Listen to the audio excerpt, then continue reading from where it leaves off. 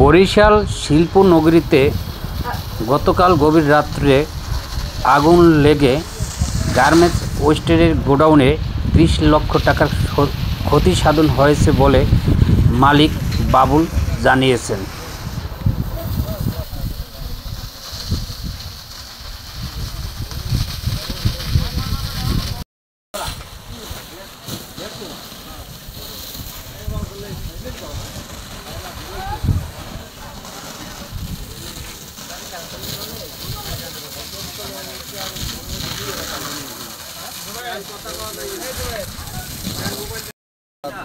যখন আমরা বিদ্যুৎ থেকে কাজবাজ সেরে বের হয়ে যাই তখন একটা অগ্নিকাণ্ডের বুঝতে পারছি না, চলে আসছে দেখতেছি যে আগুন ধাউ ধাউ করে এই এতটুকু যায়।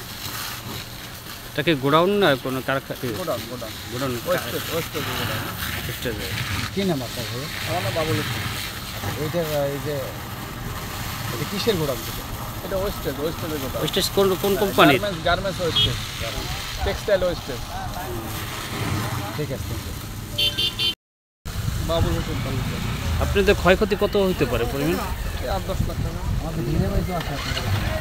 সার্ভিস থেকে কিভাবে কখন খবর পেলেন যে এখানে বিসিক শিল্পনগরীতে আগুনটা লেগেছে? আমরা কী কারণে লেগেছে আপনারা কি জানতে পেরেছেন কিছু?